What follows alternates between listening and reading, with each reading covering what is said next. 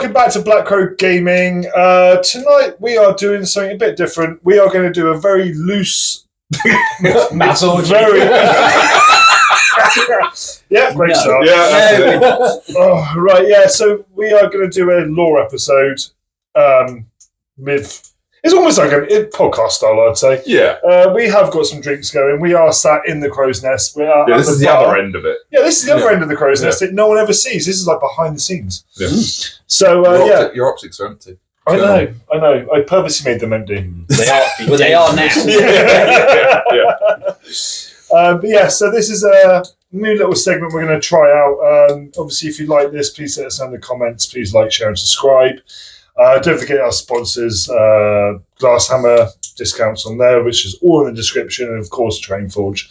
But yeah, tonight we've got two lore experts. Steve, One for Steve sure. and Dale.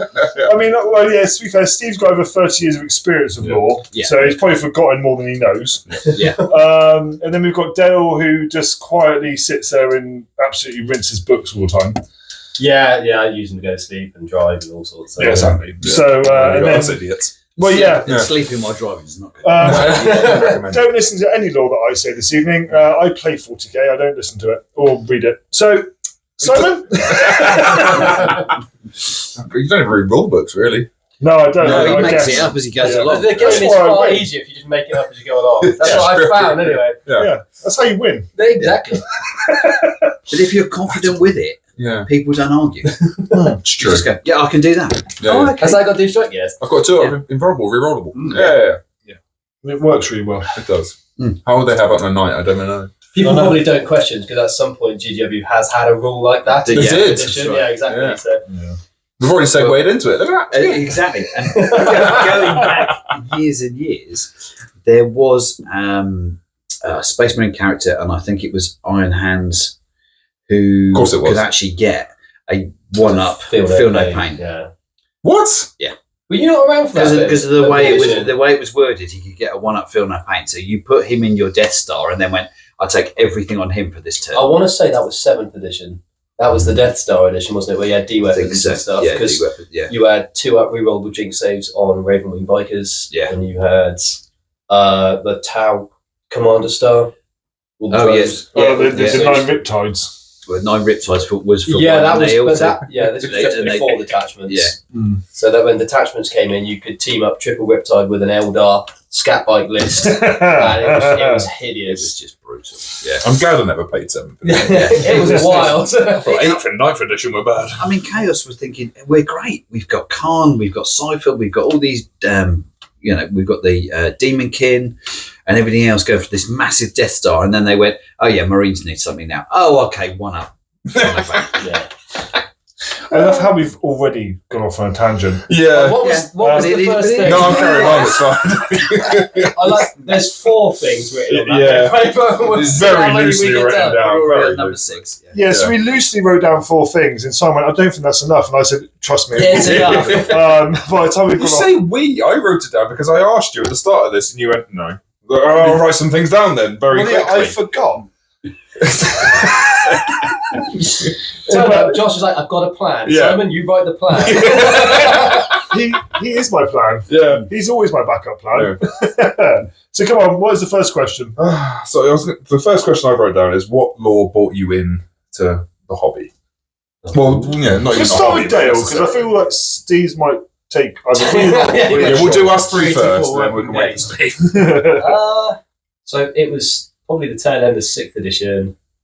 I think I randomly got bought a book for Christmas, actually, and I don't think it wasn't even 40k. It was fantasy. It's the I'm going to murder. Got the Trex names and now. Felix? That's the one. Nice. Yeah, but I think it's the Which was the dwarf and the elf. It's the one Yes. where they kill the Beast Man at the end. He's got like a special gauntlet, I want to say. Gives him magic chaos powers, and they kill him in the book, and that's all I can really remember. That was kind of my entry book, if you like. I didn't start getting into 40k until about maybe like 10 years after that. It was mainly fantasy based. Okay.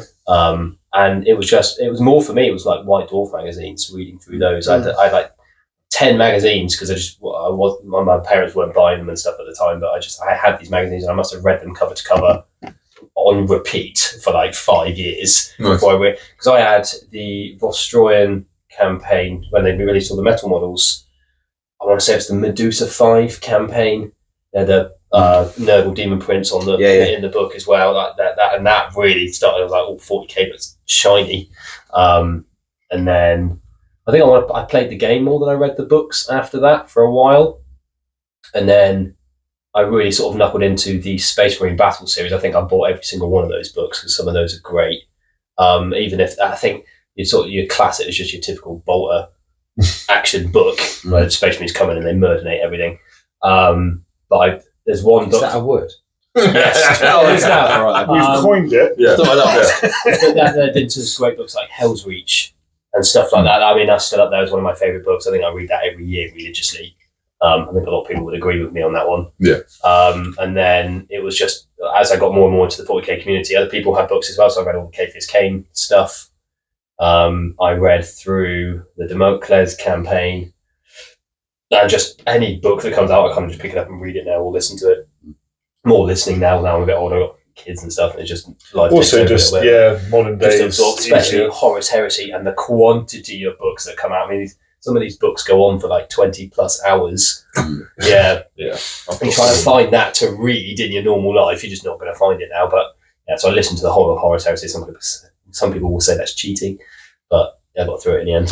I would personally agree with doing stuff like that though. Like as you say, when you're busy, yeah, you can just grown ups now. You got other priorities. Yeah. So if you can fit it in around there, because I still love the books, I still love the material. So that was the only way I could fit it into my hectic life now. Awesome. But no, really enjoyed the Horus Heresy series. Most of it anyway. Some books are trash, but. And you can tell us in the comments what books you think are trash. Yeah. Any of them with a mechanical, really. Well, no, I think the worst one for me is where all three Loyalist Primarchs are trying to cross the what is it, Ruinstorm? Rubicon. What's the name of the book? I only read it. I only listened to it once because it was so awful. Basically, the author has written Spear of Telesto so many frigging times. It's almost like Sanguinius took a step with the Spear of Telesto, whilst he turned around with the Spear of Telesto and stabbed the Demon Prince with the Spear of Telesto. We found Dell's trigger word. I know he's got the damn spear. Although I'm going to name a squad the Spirit. And they will die first. When we sort of like mob hand an event, can we all just turn up and our list be called that? Oh man, I've got a special hatred for that book. Is it though? Because you listen to it on audio. And the author. Sometimes it can I feel like if you were reading that as a book, you would just start in your brain skipping past that when you're mainly reading. because it takes me about 4 attempts to read the paragraph in my brain. But yeah, you're probably right. Yeah, but as I say, listening to it on audio, you're probably going, that's really getting annoying now. Yeah, and I suppose it's the tone as well, isn't it? Because when you're reading it, you'll put your own spin on it, whereas the narrator, and then I think you find a narrator can make or can you imagine Clarkson doing Spirit? No, I'm not thinking. Is it Matthew Berry? The Spirit? Yes. He's in the Fallout series as the robot now. Yeah. Father! Siege of Tech. Oh, yeah, sold. Movie deal that. He really likes this book now. Yeah. I can't do a decent impression of it. What brought you in? Steve, yeah, cool. That's how I sorted that. I'm pretty much at gunpoint, wasn't it? Yeah, It Steve. was just like he's still here, so he needs to start playing. So, And I'm working on my potential second son-in-law now, so... as if you guys don't already know, obviously, we've told this before on the channel, but so Steve's my father-in-law. He got me into this hobby long time ago. 6 years ago now, I think, getting that way. 8th edition, basically. Yep. And and then you bought me Space Wolves. Well, yeah. Or a starter box for Space Wolves. Well, yeah, because you had the shaved head, you had the plaited hair, you had the silver the beads, and it was mohawk like, it's clearly a Viking. If you're going to play it, you're going to play this. You're going to play this faction, So, which now he doesn't play, obviously. I do! Yeah, you do. Fight the system, Josh. But naturally, I started then reading about like Bjorn. and Ragnar and the lore behind sort of actually they're really good Spaceballs. audiobooks. Yeah. The bloke does like a I want to say Scandinavian sort of accent with that as well, and actually does a really good and job it's of it. really enjoyable. So and that's it did sort of draw me in. Don't get me wrong, personally, I enjoyed the gameplay more than the lore. But I think that is time restraint for me. I'm not a big reader. And I don't have a lot of time to. You can't read. Clearly, so I always get the rules wrong. So, but these words aren't in crayon. But I do find, but for me, when I pick up a new faction, I do like to read some of the background stuff, and so Spaceballs drew me in, and then within a few months, I started getting into Iron Hands. Yeah, and I kind of enjoyed. About a week when you read the codex, I went, they're good. When the supplement came out. Yes, yeah. The supplement came out. I was like, I really like Iron Hands. How many Thunderfire cannons going to have? Yeah. Can I have this unit At as least well? he doesn't pretend to. I've always loved Iron Hands. The only thing I will say though is I did start having at least practice games before this supplement came out. Yes, true. But then the supplement came out and I played them only. And they were ridiculous. And they were great. I did the free flyer list and I did the dreadnought list and I did all that. And that's what sort of grew me into the hobby. So it's one, Seas Fault. Two, Sorry. don't get me wrong, the Space Wars only went in the last year or so. Yeah. They'll probably come back at some point because actually I've been looking at yours. I'm like, Silence they are absorbed. Yeah, they're a nice beast. Yeah, they're a cool army. I think actually the model range doesn't almost do the book. So if you read the books, they didn't do them justice. They're so much more like Nordic and Scandinavian than the models sort of give them. So then I went from there, and then obviously I went more down the competitive route over the years, and obviously started growing my armies and the team and whatever from there. But that's kind of where I started. How about you, Si? Well, I got the 3rd edition box set when I was 13, 12, 13. During the war. Maybe bend you over my knee, boy. And tried to. I had the Drakari, Dark Elder at a time, and the Black Templars, and tried building them, tried painting them. It was Black Templars back in the days, and then never got to play it because my brother didn't want to play, my dad didn't want to play, so went into the attic, and then over the years, sort of used to walk past the Games Workshop stores and go, I like that stuff. It's the carried on walking. Downline, isn't it? Yeah, and then eventually sort of picked up a couple of books. The first one's being the Soul Drinkers Omnibus. Yeah, awesome. Which I really love those books. Absolutely love those books. Is it Chaptermaster Sarpedon Spider? Sarpedon. Yes. Turned into a spider. Yeah, they are pure. We're not pure chaos, I promise. Yeah, literally, they are. But But and loyal to the our Emperor. special psychic power is we terrify you. Yeah. Not Definitely chaos. not chaos. No. But yeah, I remember reading those books and then was reading the Ultramarines Omnibus. Gav Thorpe one. Sorry. Jesus. And you just so upset. I think it's Uriel Ventress, is it? Yeah. That one? Yeah. I love reading those ones. Another one, haven't they? Yes. And then it was the Ragnar book series, Ragnar Blackmane book series, Very good. which is amazing. And then slowly started getting the games. And then was all the Horus Heresy books. I own all the Horus Heresy books. I've read most of them except for the Siege of Terror now. You're getting there. I actually like to read them because I can't get on with audiobooks for some reason, but I like to read I them. had to adjust, and then the radio breaks it, to be honest. Yeah, I haven't read a book in ages, to be fair. I keep trying to read them and then go, I'm hearing a recurring thing with the Space Wolf book, though. The Space Wolf books have been, because they're very good. they are very good. Yeah. I remember my school, actually, the only Warhammer book they had, and I can't remember which Space Wolf book it is, but they had one of the Ragnar Blackmane series. Right. And I must have read that book every other month because it was the only one they had. And check it out again. Yes. Just has, and then from when it first got published to when it left, it just said Dale. Yeah. Just have it at this point. Yeah. But no, that was me. I was sort of fairly, and I've sort of stuck with my Jakari and did it really. It's interesting though, from around this room where, I mean, we haven't got to Steve yet, but No. we give that moment. Yeah. But for yourself, you were a teenager and then you got the models, but then it's the lore that brought you back. Yeah. Yeah. Definitely. And then, I don't think I would have continued to play it without the backup of all the lore and everything as well. Because I'm now too invested. I can tell you what happened during the Horus Heresy, but I can't tell you the events of World War One. but this is exactly it, isn't it? I mean, I think lore is it's its own entity almost.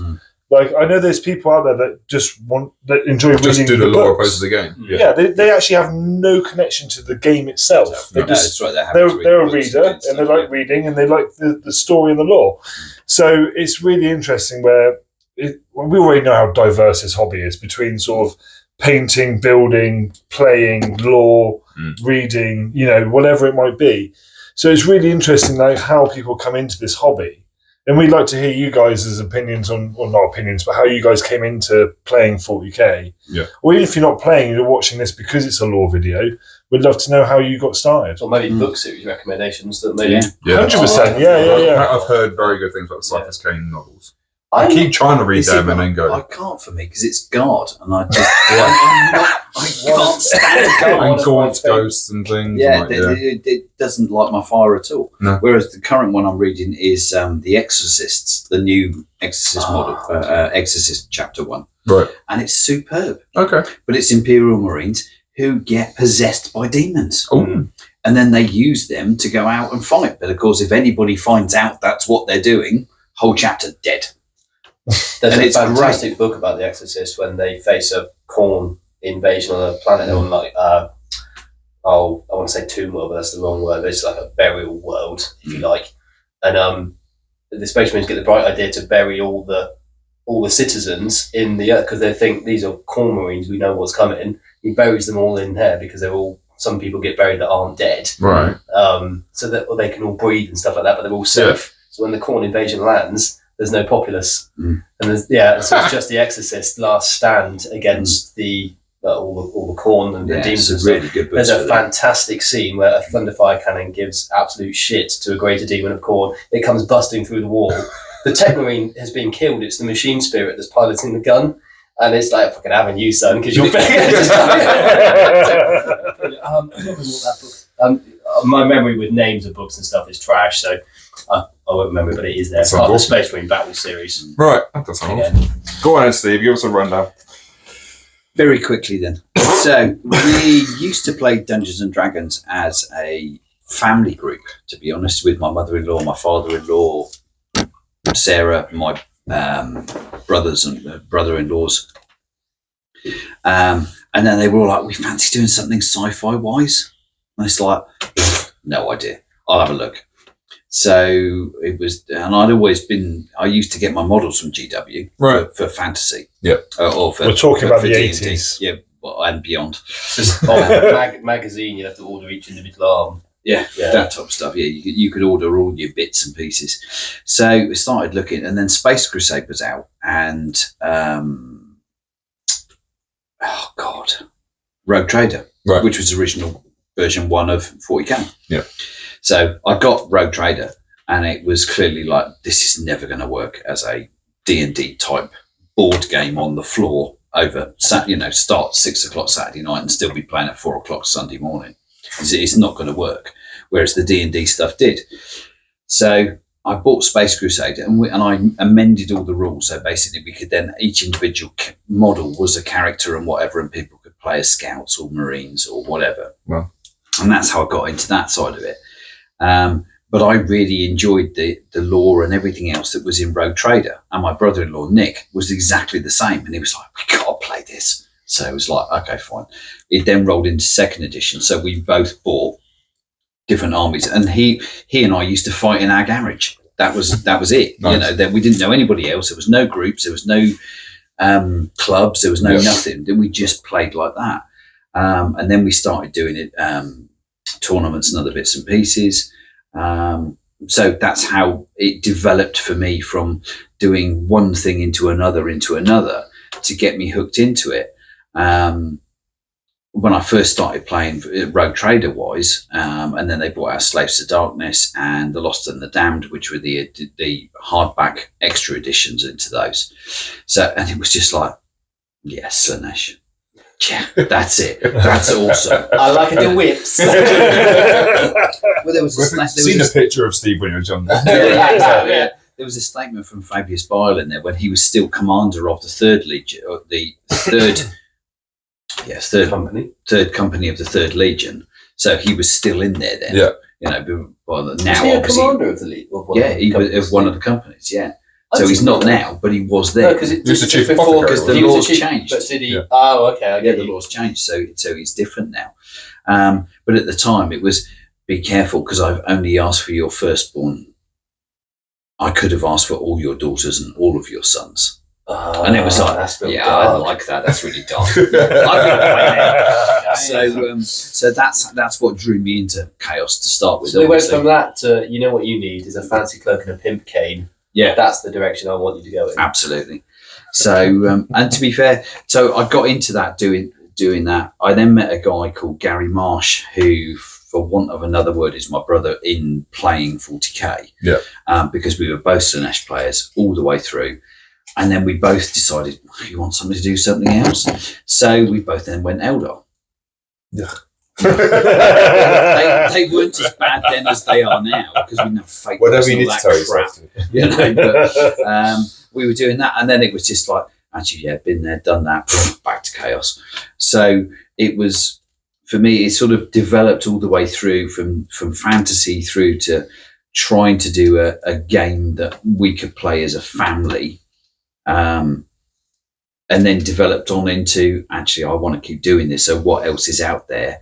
And getting into Emperor's Children, getting into other stuff from there, and then playing full-on 40k. Yeah. And unfortunately, it meant that the actual family side of it, with all of the people that used to play and we used to do stuff, and when I used to set out, you know, spaceships and other bits and pieces on a big sheet of hardball with corridors and rooms and whatever, and we play it like D&D, but actually as a bit as it was probably now.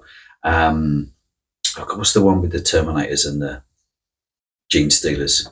Oh, Space Hulk. Space Hulk. Yeah. That type of thing Nice. that we used to do. I used to set that up, but actually that sort of side of it is gone. Yeah. Which is a real shame because it was That's what Border it Patrol was was a trying to lot. be Yeah, it was a nowadays. lot of fun in Yeah. getting everybody involved in I think that. it's very hard and uncost effective for GW to have all these different game systems. So that's why we're seeing them phase out again. Yeah. In a way. I think you're right, but I mean that was what I wanted to do, and then that sort of died off a bit. And but actually, the playing the tournament scene and actually doing the competitive stuff, I carried on doing. My brother-in-law, as I say, Nick, who did it with me to start with, he stuck at it for probably 4 or 5 years, and then his job overtook because he's the same as you. He's a chef, so it was difficult for weekends and going away and doing all the other stuff. So I was then doing it on my own, and then he was like, "Oh, I can't be arsed with it because I might get to play once or twice a year competitively or whatever." And that's So not good enough, and is it- it? To no, do it's not. well either. No, So- not at all.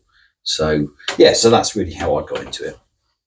Because I've rambled on far too long No, there. that's So. fine. It's nice. It's just just an eye-opening experience of what everyone's been through. Really, it's how we've all been. Well, like you, all I used to play was, so when me and my brother made the switch to 40k, it was just me and my brother. I didn't even know about gaming clubs and stuff. No. We read through the rules, but we never really understood them properly because this was, maybe 4th edition book. It was like fucking thick for a rule book, and for 10 and 12-year-olds to read through that and actually understand it. So we kind of knew that there was some measuring. Skimmed it. Skimmed it, and then we kind of just used to just line up and shoot each other's armies. But we used to do that for years, basically. It was just me and him. That's why you play Tau, isn't it? That's why I played them. No, I had Space Marines first.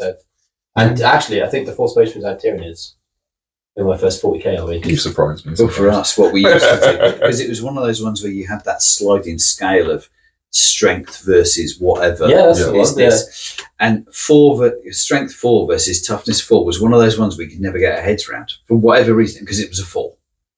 You know, strength 4 weapon against its toughness 4 marine equals you need a 4 to wound it. So we actually had that on the wall. I painted it on the wall in the garage. 4 versus 4 equals 4. Because we were just saying, what is it again? Oh, it was that one. Yes. As dumb as that sounds, but it was one of those ones that just always got us. And it was just like, yeah. But there was always little rules quirks like that I never really understood until I started playing at a store and other people were filling me in on what the rules were meant to be. Yeah. And then you were like, actually, that you've interpreted that wrong. And I was like, oh, have I? Well, really probably in the first place, but that's it. Yeah. That's why I think basic rule sets for me are quite important, because it's access to the hobby as well. It's just, you need to read a book that's like that, play a game. Like, look at the Monopoly instructions. I know it's basic because it goes round, but it's what, 3 paragraphs? I haven't played Monopoly in years. Yeah, it hasn't changed. No, it's fine. I'm sorry, still flip the table in 40. Well, yeah. Well, I covered a couple of my questions. We're halfway from books. We've done that. We did first books. Oh, first books. Okay, then. Inquisitor Nice. was the first one I read. Eisenhorn. With Jacques Draco, who had a squat tech marine with him, and he had a Calidus assassin. Oh, nice. And he was basically, there was a whole thing about getting back to the Emperor. So the first book was really good, and the second book, he's then on Earth, working their way through through the massive, because the Emperor's Palace is like a continent-sized thing, isn't it? Exactly, to get to see the Emperor.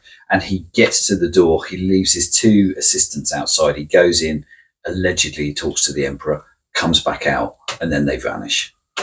And it was a cracking book. You never find out. Don't find out what actually happened. But you're waiting for that. It was great. It was really good. And I haven't got the books anymore because they were one of those things that I've read them 20 times. Yeah, okay, whatever, I don't need them. Yeah. And now it's like, I wish I'd still got them. Wow. I even built an Inquisitor because he was in Terminator armor. Because, of course, they were then. Yeah. Inquisitors, they could take whatever they wanted. So he had a side cannon, he had a force rod, he had Terminator armor. I painted it up with his logo on the shoulder pad and everything. I've still got the model, but I haven't got the book. Yeah. So, but yeah, it was great. That's what got me really hooked into it. But that's and now, suddenly enough, I've got a Imperial Agents list with tons of Inquisitors. It's like, yes, I can do it. Just so you can run that model again. Yeah, and I don't care the fact that it's only a 4-up armor. Yeah, I don't care. It looks like Terminator armor. It's just 4-up, but whatever. He's on the table. On to books then, on to Inquisitor books. Why are the... I forget the name of the one that you've just said now, I apologise. But the Ravenel series, the Eisenhorn series, and now the Beckwin series, why are they so good in comparison to some of the other 40k books that are out there, do you think? I love them. Probably from a human perspective. Yeah, well, they are human and they're not human at the same time. They're human with some zazz, aren't they? They're all psychers. Well, it's like the Guard books do really well because it's from a human perspective. Yeah, the horror is of a human. That's you the think face. that people just will relate to that? Yeah, it's easier to relate to that than it's when just you can make it relatable, but still it's got that grasp of the universe that you know. Yeah. Like if people have already read 40k, but wait till they haven't, I think. Yeah. It's sort of that, as you say, that human element of being able to then jump into a world that you don't understand, but be relatable. And I think that's and then GW do the, oh yeah, we got Eisenhorn. Yeah, we don't care anymore. See. And it's like, they've got, they've got the omnibus. They've got all his stuff. They've built a specific model from Forge World. They just everything. Yeah. And then he's just gone. But I just don't get it. But is he gone? Because he's in the Beckwin series. Have you read that yet? But in the rules wise for Imperial Agents, he no longer exists. Is he not in the Imperial Agents book? Nope. Oh, okay. That's surprising. Eisenhorn's just not there. But technically, the Imperium thinks he's dead. Where did he go? Well, mine's still in the cupboard. But he's still in there. But yeah. Could be around here somewhere. Do you think they've tried just dropping him a message? Yeah, just DM him. They kept a couple of the name character Inquisitors, but they didn't keep Eisenhorn. Oh, the Cortez model. My sweet, sweet child. Shocking. I have the. Do you know what? One of the first things I did when I got the Imperial Agents Codex was I checked his rule stat. I checked the rule stat because I was like, I have the original model. And I love it. My brother has him right, as well. And he's sat over there, and he's great. And you keep him like that. Yes, and do you know why? Because I read the rules, and the bird is a piece of war gear that you remove from the tail once you've used it. What? Yeah. So I'm like, great, I don't need it. But he's useless without his bird. Yeah, no. Not when he's got it on his shoulder. You're supposed to take the bird, put it onto the squad he's targeting or whatever, don't you? He does its thing, and then you remove it. It's a once per battle token. Yeah. Yeah. It's like the inquisitorial agents. Right. So you can take up to 12 of them, and for every 5, you can take a tomb skull or a geist skull or something like that. But it's a token again. All So right. you still have the models, and then each time you use them, you just take one of those. So you can off. have an army of birds and skulls flying around the battlefield. Yeah. And one Cortez model in the middle. I mean, that is kind of cool, but Yeah. the trouble is though. Sorry, I'm on a tangent. Yeah, we go. We're going there, we're going We've there. nearly done the list with Right. 5. Yeah. It's like with Tau, they were like, okay, drones don't exist anymore. You can use them as a token. Token. Right? So it's like, great. So I have this token that's useless. And now with agents, they've gone, everything has a token and you need to use it so then you know when to get rid of it. Yeah. And it's like, well, we're just cluttering the board again. GW's let's board clear meetings this up. must be wild, though. It's like, Oh, well, man. we don't quite like the drone mechanic. How do you feel about tokens? Yeah. Just fucking roll with it. You know, the people can still use them. So, I tell you what, though, that's more interesting than my board meetings. If we're actually discussing drones and tokens. It's like the meme where they're sat in a big boardroom, they're like, well, what if we just made things cheaper and just throw them out the window? we don't do cents. We don't have sales. Real tangent, isn't it? We're here to sell Space Marines. Yeah. Exactly. This was a lore video. It's gone very, very dark very quickly. I can make it darker. Yeah. Good lord. What's next? Look, I wrote down first jaw drops. I can't remember what in total. Megan Fox and Transformers, but that's a complete... That's a different lore video. That's That's not the same law. That wasn't jaw dropping. That was sorry. Yeah. I'll tell you what dropped my jaw was the pictures he sent me of his new models the other day. They had some big old booties. But actually, they're not as bad in real life, are they? No, they're not. Yeah, to be fair, the pictures you sent me, I was thinking, you've just got a BBL and a boob job on those models. But no, they're not as bad as they're going to be. Who is this? His This new is, Imperial Agents models. I ordered some from Etsy, some Arbitis models, Right. and they're all girls. Oh, okay. And the way the photos are taken, they have large bums. bottoms Yeah. and very large breasts. well But proportioned. actually, they're not like that when you actually get them. They're not on. as bad, but they were...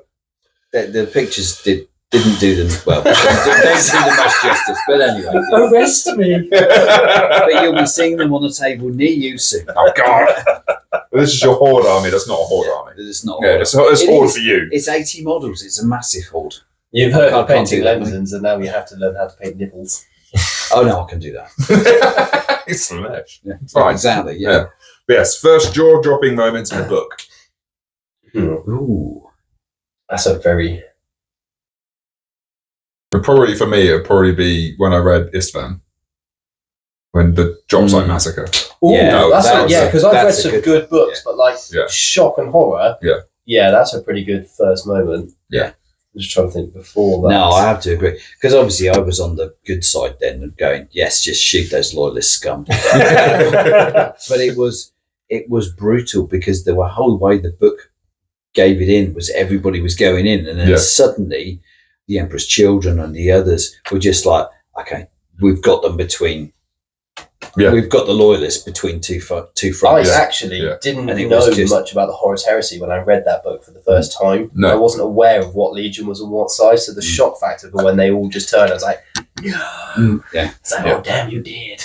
Yeah. I don't know If I could go back and read those bits Oh, again. from fresh, It was yeah. really Like, good. for the first time. Yeah, the first yeah. Horus, the Oh, Horus yeah. Rising, and then just I'd from argue those even the points. first four, because the first four First books, four it gives were you the other fantastic. perspective as well, doesn't it? Yeah. And that Yeah. really gets into the Drop Site Yeah. Massacre side. Mm. So I'd say 4 books, Yeah. at least, for That that. was good. Yeah, I really enjoyed that side of it, and especially because of I'm far more chaos orientated than loyalist. Yeah. And it actually was just like, You're still yeah, like, this is just like there is no mercy here. This is just actually I like this. well, I even like- so, I he like says the way it's line, going. doesn't he? And when it's all happening, he's like, "Let the galaxy burn." You're like, "Oh, like, Yeah. damn, that's Yeah. all kicking off now, isn't it?" Yeah. So, what are the 4 books for you that just for the audience at home, if they wanted to read these 4 books around the Drop Zone Massacre, what are they? Oh well, it's the first. You need the build up. You So need the Horus That's Rising. what I'm saying. That's And- what do they need to get to this drop? Yeah, so it's is it Horus Rising, the Yeah. first one, and then it's False Gods, Yeah. Galaxy in Flames, and Fulgrim. Yes. Are the 4 books, the first Yeah. 4.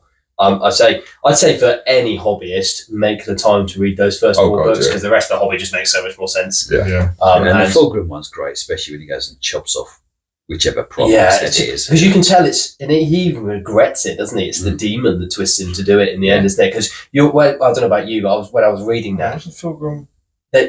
He's my no. It was. Oh God, who did he kill? Ferris.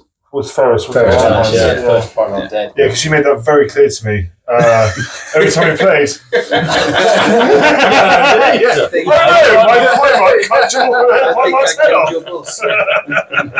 But did you get it when you read the book? Was the writer did a very good, wrote it very well, capturing the moment of Fulgrim's internal battle between not killing his brother. And then he actually decides in the book that he's not going to kill him. And then the demon takes the layer sword says, yes, you are. And that's when he gets put in the painting and stuff as well. Yeah. So I think, reading that's definitely a massive jaw drop, isn't it? There is no really going back now. Yeah. I also felt like you need to read the first couple because Horace is such a good guy He's fantastic. in the face. And actually, again, the writers, he makes him so charismatic, so likable, but also the planning on layers, like he gets his own Marines to volunteer for missions so that he doesn't look like an arsehole for massacring a planet. Wasn't my idea. But actually, he's orchestrated the whole thing as well, and it's just, they do such a good job of going, oh fuck, I can kind of see why he's the War Master, because it's all just layers of personality, and actually he gets what he wants in the end, just like the Emperor does, ultimately. No, exactly. No, I promise you that was the chair. How about you? Jaw drops. It's quite a few. There's loads. I mean, for pure awesome. What's the one that first comes to your mind? Or what's the one that stands out for you? I don't know. There's so many. Jaw drop wise playing the game, which is probably not the right answer to this, but is playing people who have such a totally different take on the game than I did. And going up against somebody, and it was Manny who I played, who did this to me. And he turned up with so many, it was warp spiders. A long time ago. A long time ago, and 2nd, 3rd, 4th edition, whatever it was. And he turned up with 60 warp spiders, an Exarch, because you could then you had to have your warlord could be any model with 2 or more wounds. Right. So it didn't need to be a Space Marine captain, didn't need to be anything else. Could be an Exarch. So you take that as your warlord. And whatever. He wrapped me up in 2 turns because literally I shot, they bounced. I shot them with that squad, they bounced. And it was just like, I can't deal with this list. It's like, I've played 20 of my mates down here because we used to have the Dorset Werewolves and that's who I used to play then. And we weren't a bad outfit, to be honest. And then suddenly I went to an event and I'm playing a guy who's just going, do you? Yeah. Bam, bam, bam, bam, bam, bam. Oh no. Okay, you miss with everything. What a shame. Bang, you're dead. And that was one of the jaw-dropping moments for me, that it was just like, I am so not on the right level to where I need to be. You were winning events then as well. I was, but then suddenly I'm up against people who are so far ahead of me that it's just like it was a jaw-dropping moment, that it was just like, I can't deal with some of these guys on the circuit. Yeah, you know? I mean, and that was it was a big, not a surprise, because I don't want to sound like I was being, well, of course I should win, but I was winning a lot of events then, and then suddenly I'm getting my face pushed in by somebody who, let's face it, is 30 now. You know, it's like, so how old was he when I actually fought him? You know, I don't want to take the piss, Manny, but sorry, you were probably about 12. But it was like, I can't deal with this type of There's stuff. There's definitely different levels, isn't there? Yeah, there is. Because I faced a Team England player at the Bristol GT, and it was like, I would just set my stuff up, and that was it.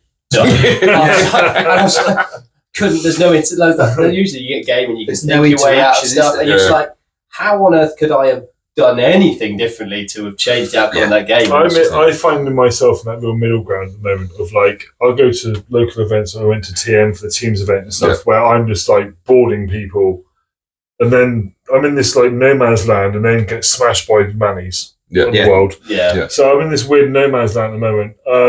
It's much love to Manny though. I mean, obviously he's one of our sponsors, but the last time I played Manny was 8th edition. And he absolutely pushed my face in. Yeah.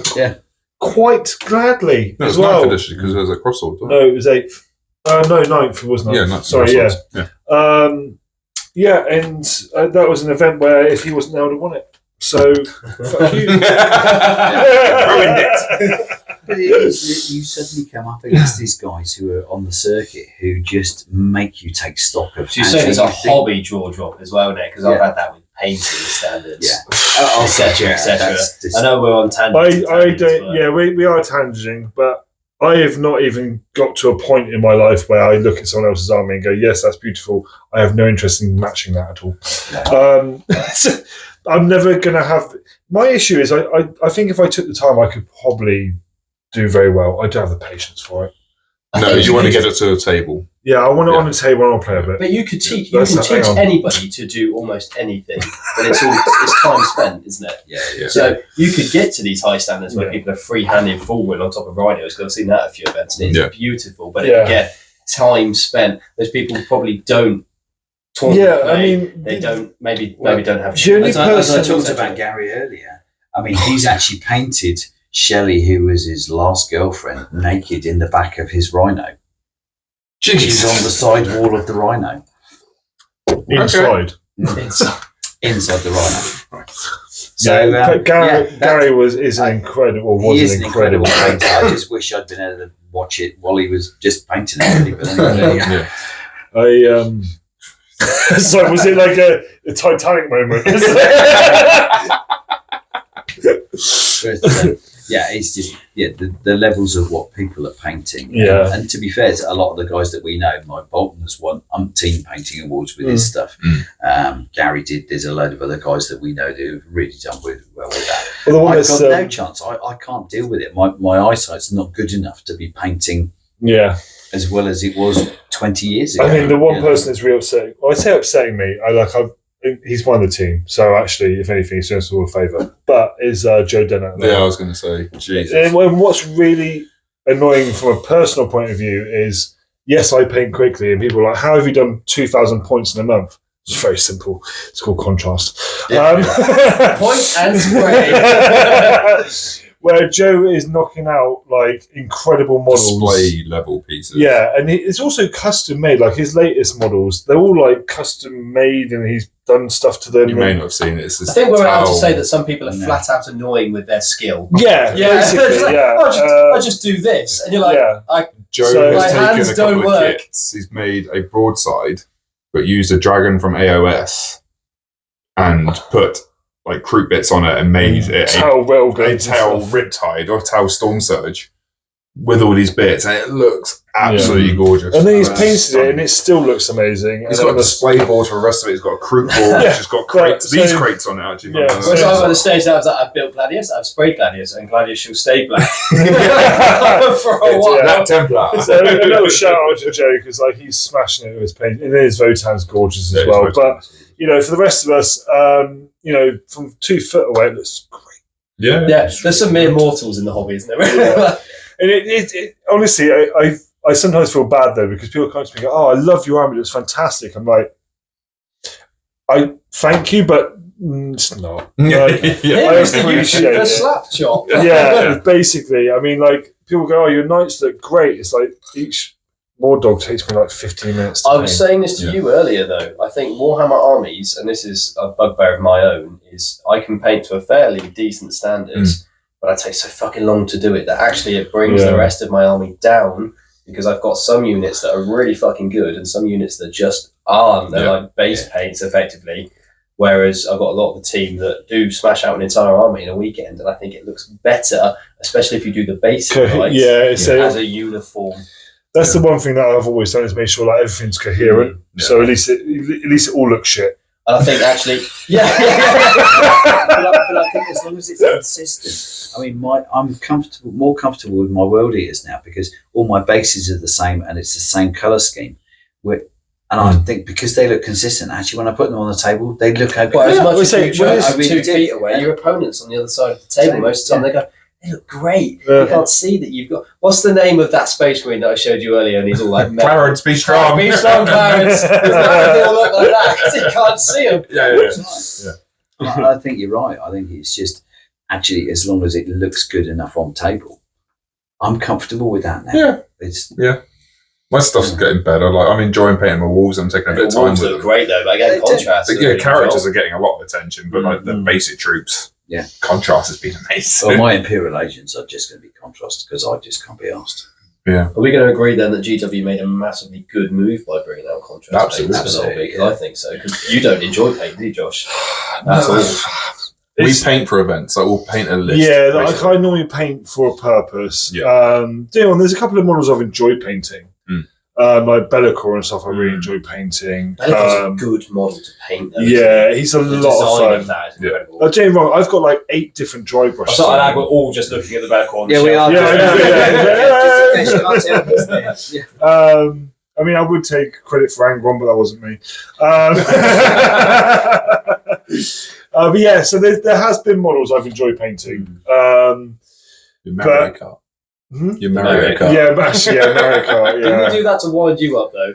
No, it was your model. It was my model. He lent it to me for an event, and then I painted it like Mario Kart as a joke, and it's still there. Yeah. I mean, I had to use masking tape and everything for that. You had to do a proper hobby day. Yeah, I did. Yeah, it took some time but I enjoyed it. I even bought like dollhouse balloons to go on the back. I know, you did. I was going to get some bananas. Yeah.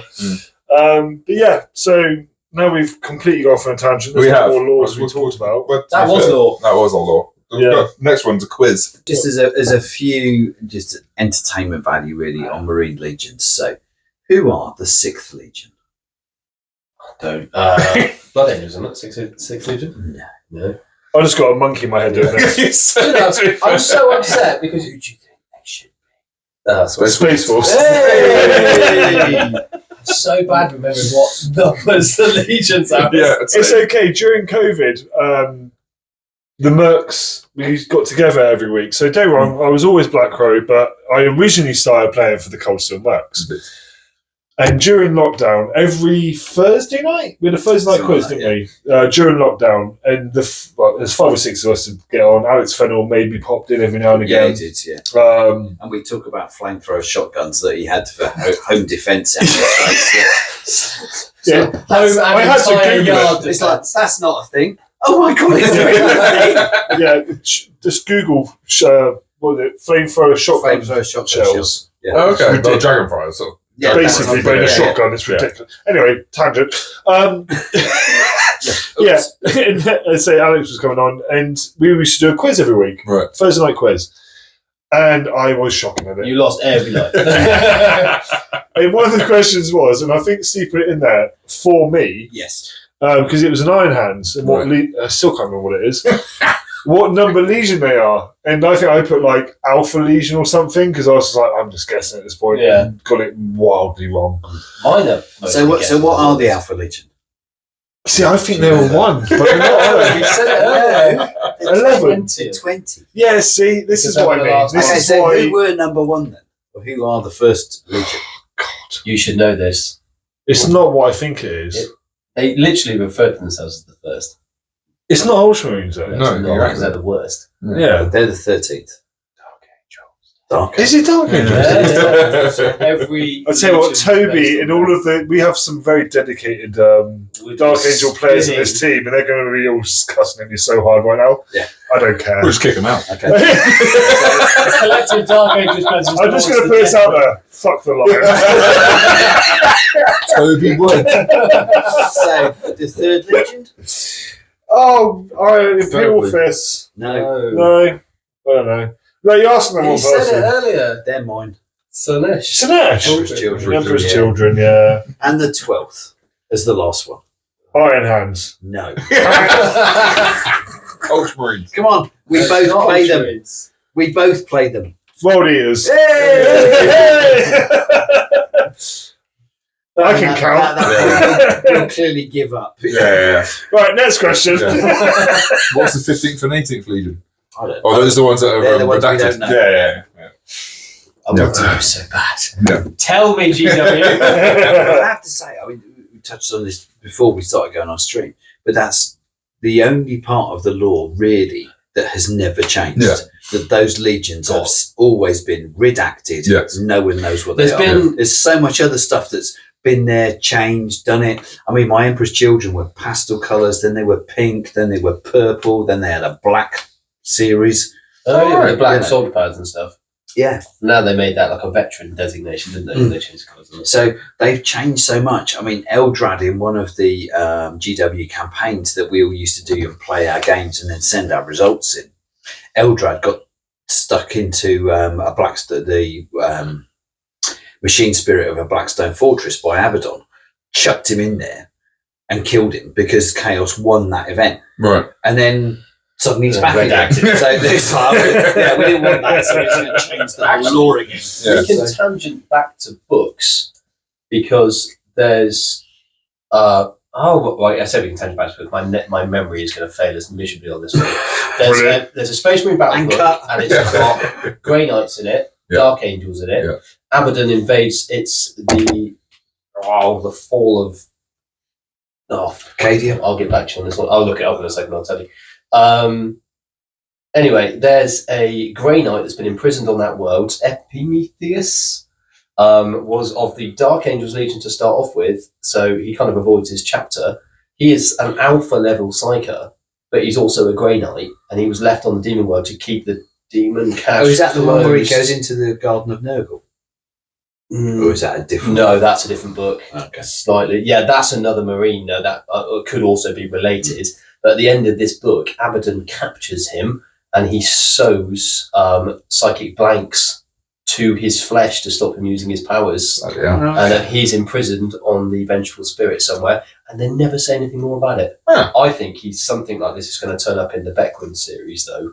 I think it will all tie in eventually because he's. You give GW far too much credit if you think they're going to do that. Well, yeah, Is they going to remember some Yeah. minion's going to be in his office going, what the hell happened to this place? We can put him in somewhere. Well, sat in the bar for a glass of wine, like, fuck. But this is where GW don't give their writers enough credit.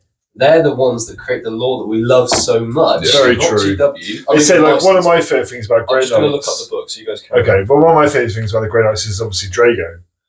The fact that, he went and fought a demon prince and then got banished to the demon realm. Yeah. And now just bounces in and out through the warp. And then like the Grey Knights be in the middle of a battle and then Drago just turn up, wreck stuff, and then just gets sucked back out again. Yeah. And like never gets corrupted and is just working his way That through the happens to demon realm. Lucius a lot, apparently. Yeah. All right. And he just goes through just beating people up. And then So I was eventually being rude there, but I'm just going to give up. it's fine. He just gets sucked Yeah. up. Yeah, there you go. Yeah, Yeah, but because he's staying there. but then he just gets drawn back because he can't be there for so long. So he's been banished to the demon realm, and then he's Right. just running around beating the crap out of demonettes, or not. The book I mean, is called Pandorax.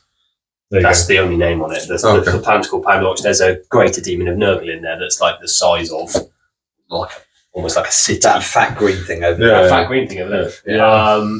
And basically a whole, effectively, two Space Marine chapters go in. So it's the Grey Knights, the company, Of course. and She was up for it. Really, they do go down a big hole to get to it. And loads of guards with flame blades and warhounds and stuff shooting this thing, and they can't do anything to it. God, Baneblade as well. Christ. Yeah, some people into some. Right, I've got one question for the quiz. Go on now. Which character has a heart? Has had their heart replaced after a fight with an Archon from Drukhari? Oh. That's the niche. You've asked a question that only you're going to know. I know. That's what I can't lose. How Yeah, do someone you might. Yeah. Someone in the comments might know. Yeah, Let us I'm know. sure. Right, give you a hint. Simon Lloyd Corder is. would know. Was it Bjorn? It's Lucius. Not Bjorn. Is it Lucius the Trickster? Not Lucius the Trickster. Lucas. Lucas the Trickster. Why, you Yeah. pedantic bastard. There's only one Lucius. He's replaced it with a bomb, isn't he? Stasis bomb. Yeah. So Yeah. whenever he dies, he blows up. Which is hilarious. Yeah. I did know that, actually. That's right. Yeah, because So he's Loki, isn't he? So Yes. what Yeah. Space Marine chapter, because I don't know the guy's name, was the guy who first killed Lucius. Ooh. There was a Marine that first put Lucius down. What, in the Horus Heresy? Yeah. That's a Raven Guard literally, isn't it? Yeah. I can't remember his name. Shadow King, Sharak, yeah. Sharakin or something. Yeah. Is that the guy that's like a psyker Yeah, as he's well? brilliant. He kills Lucius to start with. Yes, he's So it's the first amazing. one, yeah.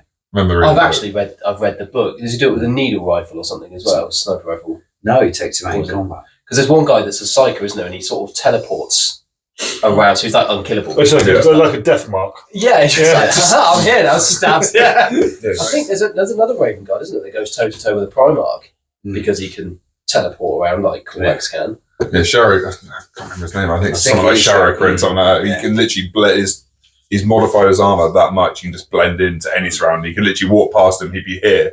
You just walk past him because you wouldn't recognise him. Well, He's got dampeners. Was the quirk of the Raven Guard. Corvus Helix, isn't Yes, it? Where they can make themselves. It's not invisible, but they make the enemy forget that they're there. Yeah. Yeah. So Which is why Raven Guard lore is I would fantastic. love Love to that get Horus Raven Heresy. Guard, yeah. But then try playing them and I'm just like, Yeah, but they oh. just they don't have the rules to reflect it. No. And that's You can't because it would be 3 Marines, and it would be like, oh no, all your tanks have blown up. What a shock! If you were to write it properly, then it's the ultimate Death Star. But then you do a bit like we had in 3rd or 4th edition when we had the stupid some of the psychic powers, but the one was that you could either you can't be shot or you can't be fought in combat. Yeah. You could do something like that as a mechanic. Well, they just give him lone op in this edition. Oh, yeah, they do. Yeah, exactly. Lone op, Just give it a lone 3 op. inches. Yeah. Oh, God.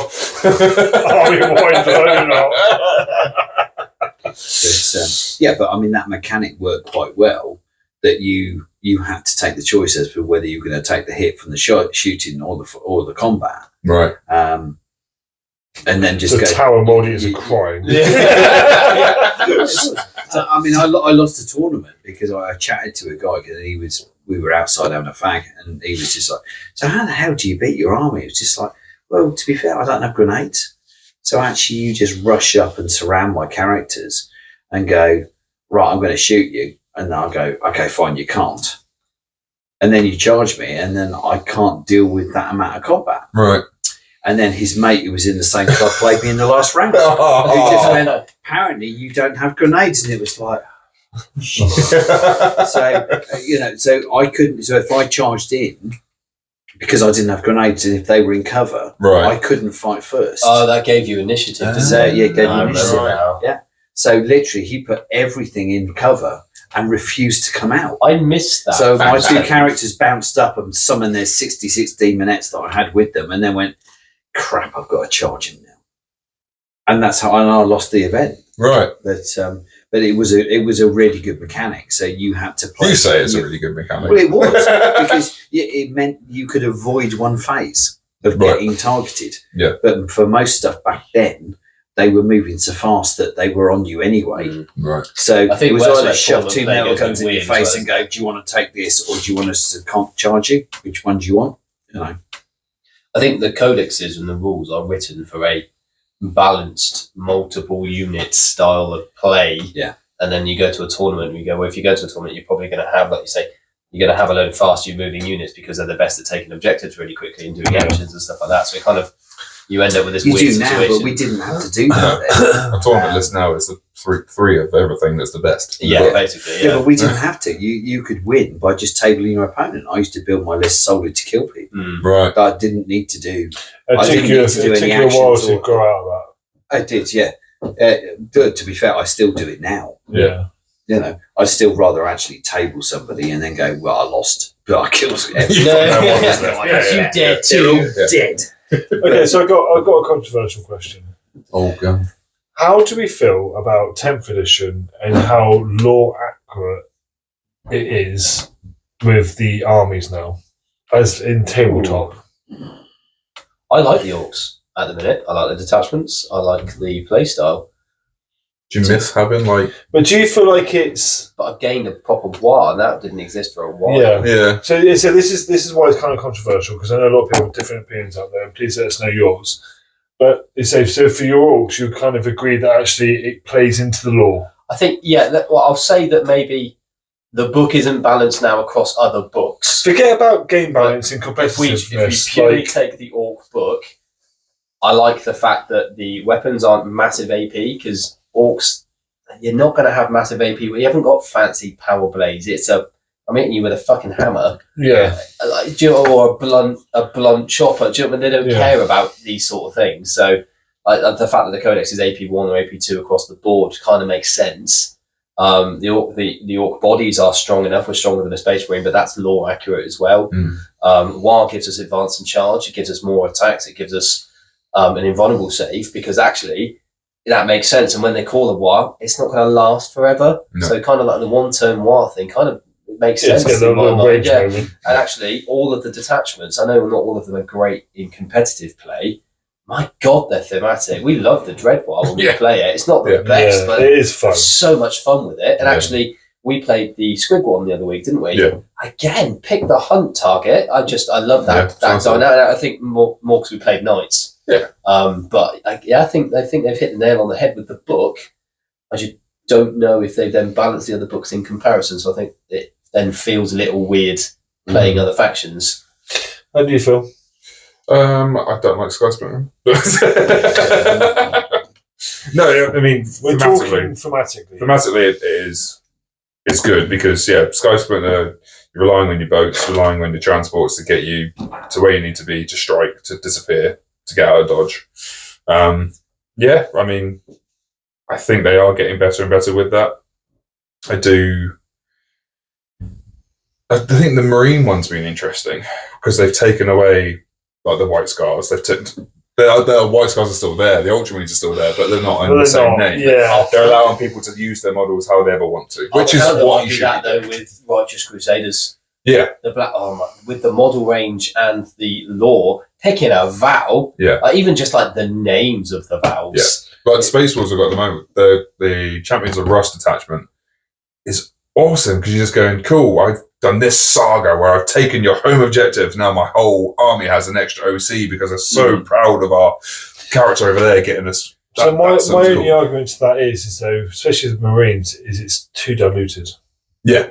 There's too much crossover. There's not enough faction focus anymore. Or at least, you want to run White Scars. Okay, well, you would normally go on run loads of bikes. Yes. But instead they're running Thunderwolf Cavalry. Yeah. So you like the lockout of the specific chapter? I do. From that point of view, yes. From that point of view, I do. Yeah, I mean, I enjoy Grey Knights because actually it's not a huge range, but you can sort of draw it in and do what you want with it. Yeah, but then the tournament scene comes in. We should be basing on forget the tournament play. So, but yeah, and then but then demons. I mean, they're great because actually, they just jump in for the warp and fuck shit up. I like the Shadow of Chaos. I think it's great. Cool. It works some fantastic players that do really well with. Yeah, it's because of that. I'll be interested to see how Manny gets on it. LGT. Oh, he'll go 4-1. He's just done really well at the Netherlands one. Yes, he won that team event. That's with the Belgians. Yeah. But anyway, it's I think that they've done well to a point. They're doing it wrong. This whole make 40k simpler. Are we ever happy though? Do you think the only time we might be happy is when they kind of just go, "Here's all your books," at the same time? They don't want us happy. I know they've slightly balanced them internally, but drop all the legions. No, I mean at once. Index 8th edition was the most fun. Yeah. No, Codex 3.5. Chaos. We weren't playing back then. You put your stuff down the table and they went, "Oh crap, you got chaos." Yeah, and that's when opponents were scared of a chaos army. Yeah. Now but that's not a sign of a good book. Index 8th edition was the most balanced because everybody had an index and it was these are basic rules. And but everything was ridiculous at that point. Yeah, of course it was. And it didn't matter because everybody was the same. You could all run Death Stars, you could all run whatever. Yeah. And actually we were all as broken as each other. And if you drew the wrong list, you got your face pushed in. Yeah. But even if it was balanced, you could do whatever. Yeah. I mean, there is a reason I have 36 Razorwing Flock. Yeah. Yeah, exactly. Index 8th edition. You can have all the birds quite and happy your to green. have fought that with my. I'm now all invisible. I would love. This is going to be another tangent. I would love to do the most broken books from each edition against each other. Mm. So Chaos 3.5 yeah. against Harlequin's 9th edition would be interesting to see. I don't think you could. There's no way you could do it. Chaos 3.5 was great because for me, for the Emperor's Children, if I had 6 models in the unit, I got a free aspiring champion. I could then take free war gear for him because I was the dedicated number of the god. Right. It was the Gladius Strike Force, wasn't it? You got unlimited rhinos like, and drop all pods you got to and- do is take 6 units of Marines, Yeah. but you can have all your free transports. So, Yeah. so you're going to give them free, 80-point Razorbacks with las Oh, right. Well, that's makes what sense. Lawrence from TT was doing that. Yeah. He had this Ultramarine company, Yeah, which he was did. just Full 6 reloads as well, Razorbacks, wasn't it? 6 rhinos, and just went. Yeah. Much. Just, what are they thinking? Yeah. But Well, again- maybe we should do our own fan fiction thing where we do 9th edition Harlequin, best of each makes best of each, See. I mean, no. I think if you're going to go and try and balance it. yeah, That would be quite fun. Best of ninth was unnerfed Drakari. Oh, Drakari were honking. They were ages. brutal. And then you pitched him against unnerved 10th edition Eldar. Yeah. I think that'd be a really good battle. Can I take my 9 Kronos? No, I don't care what you take. Because then I get my flamers that are damage 2 and +1 to wound. But I think what you should do first is put 8th edition Iron Hands Yeah. against Drakari 9th edition. Oh God. Yeah. Unnerved. Yeah. And then see who wins that. Yeah. And then play Eldar. Yeah. 10th edition. Oh God, yeah. Oh, to be fair, I mean, our 8th edition doubles list of Twin It's Islands was just... Yeah. This is fluff. This is where you snapped off your. Yeah, it was where I Antenna, snapped yeah, off the yeah. aerial, yeah. Yeah. And then Was my this during the game? my opponent went, I'm going to shoot your Yeah. the Invincible war suit. Yeah. It's like, you can't see it. I can see your aerial. Now he went, you can't do that. It's like, okay, so you can't listen to Radio 4 anymore. So, big deal. He's not worried. I don't agree with you, Jerry. Radio 4 still going on in the 41st millennium as Yeah. well, probably. It'll still be But Jeremy it was Cole. just like, oh, come on. And Yeah, it's just how the Radio 1 and presenters. and it's a tangent again, but it's like that bit really frustrates me in games now where people still do I can see the tip of your sword, I can do this. Because for me, the guy with the sword who I've modelled up, leaping forward and, to Yeah, stab, like got a his gun Batman. out, to do that. But actually, if he stood behind a wall, he's going to be going, yeah, I'm not standing out there getting my face shot off. Yeah. And now I'll run out again. Yeah. And because I've modelled him and done a kit bash or done whatever, people can suddenly go, oh, well, I can see that. I can see that. And it's just... I've always said that 40k No, is you the can't. worst game because you're trying to play a precise game with imprecise things. Absolutely. You think, Yeah. I just think you take all these fragile, who thinks I'm going to spend, well, some people spend 30, 40 hours on painting a fucking model. Yeah. And they go, you know what? I'm going to put it in a box and I'm going to drive it to London. Yeah. And then that's just crazy. And then you put it on a board and you have to try and move it around. Bear in mind, we're all top-down view on a tape measure. Yeah. You can only move 6 inches, Yeah. depending on the movement, obviously. You're not precisely moving 6 inches, are you? How many people go, oh, that's exactly, get your laser rangefinder out. And it's crazy because it matters. Yeah. If you've moved over that 6 inches, that makes a massive difference, doesn't it? Yeah. Really? But so you could, in theory, police absolutely everything down to the point whatever of a millimeter, but you're never going to. So you're playing a really imprecise It's always game. been a very loose game, though, isn't it? But It this has, is, yeah. I think, Precise. the better games require friends and agreements, don't they, between people? And it's playing with intent. And that, Yeah, for me, is 100%. that's always Always what I done do. I always say to my opponent, I play with intent. And then as soon as they do but I can see that tip of his spear, I can do whatever. It's like, My I intent's said not we were that. going to play with intent. Yeah. And as soon as it gets to that point, for me, it's like the shutters go down. And But it's this like, leads okay, to an fine. interesting discussion At on that rules point, that someone I'm will- going to be Yeah. shooting everything I can see. I have had games where we've started with intent, the intent has disappeared. I've then turned into an absolute arsehole. Yeah. Because it's like, well, if that's not how you want to play the game, you want to play it this clinical, I got you. Question on rules then. So you ask someone their maximum movement. You then deploy. I'm a world eater. Anywhere I want to be on the table. This is the man that at the team event had 2 units of Terminators In his opponent's deployment zone. turn 1 Yeah. on search and destroy. Yeah. Which is basically the hammer and anvil staggered deployment. Yeah. Yeah. Tipping point, wasn't it? Teach these rules to my orcs, please. I don't know. It was ridiculous. Honestly, I think- looked over at his tail and went, really? Yeah. Yeah. So if you ask someone their maximum movement and they told you their maximum movement, you then set your army up to counter that. They then had their turn and they moved and then used a stratagem for a +2 movement. Cheating or not cheating? Cheating. It's not cheating. It's not cheating. not It's not cheating, but it's But one of it's those. a break of Yeah. the agreement, isn't it? But You could it's say also- my maximum movement is but it's this, also but I not. have. But it's also not, because isn't that because this was a good argument my friend put to me over the phone today, actually, which is a bit weird. I was like, that's interesting, I will bring it up. Is you've asked him what his You've got max. friends. Yeah. Jesus. Yeah. He has other friends You that see- aren't us. You see, I always ring him, but he Check never him tries out. to ring me back. And occasionally, it just beeps a few times. It's really weird. But you've asked him a direct question, and then he says, because I said, well, it is cheating, but it's not. And he said, but how many questions do you start to ask? Do you enter the game, you go, how many stratagems do you have? What do all the stratagems do? Yeah. Is it your job to know the book? We need to change the name of this video. It's Oh, we've not law, changed it's just hobby. It's just hobby now. There are specific questions you ask, aren't there? What have you got in reserve? What can first turn charge? Yeah. There's a few other bits and bits that I would always ask.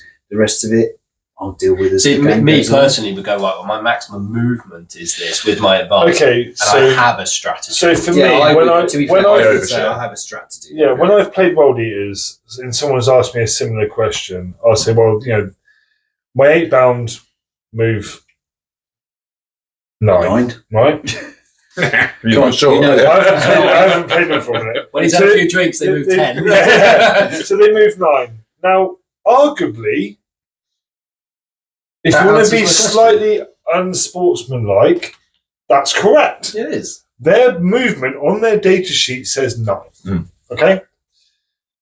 And then potentially a 6-inch, or 12-inch charge if I roll a 12 on a charge. 6 inch, depending on where the base is. Yeah. But you know what I mean? So you could say, well, my threat range is 18 inches or whatever. Realistically, that's not true. No, which would be 21. But yeah, you could. But no, it's not, because, 6 If inch you move advance. 9 and then a 12-inch charge is 21. yeah. But what I'm saying is it could be a lot more than that. Oh, absolutely. Because you could do the favours of Khorne. Mm. So I could actually get a +2 move. I could also get an advance in charge. And I can scout them. Yeah, I was going to say you can And scout as well. the other thing is there's a stratagem to auto-advance 6 inches. But so So, if we were playing casually and you pulled that one out, I'll be allowing you to do it, but also be calling you a dickhead at the same time. Yeah. Do you know what I mean? Because we're all friendly. But is that okay at an event? Because you don't know the same person that Arguably, you're playing. arguably, yes. I mean, like for me, if I'm at an event, I'll go, look, these are my got you moments. Yes, I have favours of Khorne, so I do have these extra abilities. And I personally would tell someone. Just before Yeah, you But- start. that's just the player I am. But at the same time, you don't actually have to. No, you Especially don't. in stratagems. I feel like that's the play you should be promoting. Yeah, but stratagems, arguably, you don't have to divulge. Because that's how, again, how many questions do you ask? How much do you tell your opponent? Because we just stand here for 40 minutes. Yeah. And I tell you discuss what, each I've had other's opponents go, have you got your stratagems? Yeah. And I'll be like, okay, cool, I'll tell you. Yeah. Because you've asked me a direct question, I'm not going to bullshit you. Like, Because sometimes you might just forget. Do you know what I mean? Yeah. You're in the rush, because everybody knows how hectic it is at an event. When you're trying to set up, you have to change the map, you have to Yeah. change the terrain, everything like that. And you might just go, right, we're all deployed, let's go. And then Yeah. you know your game plan, you know what you're going to do. So you might just go, well, shit, I've just slingshot all the way across the board and I've killed your alpha unit. That's game now. Well, this is it. And it's like, or if I'm playing like against a combat army, I've got my knights. Well, actually, if they say, have you got your stratagem? It's like, well, actually, yeah, I can get a full open in combat. Yeah. That could actually swing things Oh, around. massively, but it's not going to gotcha. It's not a got you moment, but I'll still tell them, but that's just the player that I I'll am. be honest, the gotcha with knights is I can run through buildings. Oh, yeah. That That's- still yeah. catches me out. It still catches people out I every always time. tell, even though they don't ask, I just go, just so you know, I can run through walls. Yeah. You're not safe anywhere. What do you mean? Also, I can run through models. What? Yeah, exactly. Because even though a strat is out there, people just get caught out with it every single time. Yeah. And the fact now that the big knights can just go, I'm just going to stamp through that building. I don't care. Oh, I rolled a 2+. I'm not battle shocked. Yeah. Right. And So I'm that's- gonna give a quick shout out to Cam Giles because bless him, and I did full name you, and I probably shouldn't have, but I played His address is. when I played Cam at Crossroads, and he had his ridiculously disgusting marine list. Yeah. And I was running my Chaos Knights, and I said to him at the start of the game and throughout the game, I can go through walls. Until he moved everything into the middle of the table, and I ran through a wall, and he went, oh shit.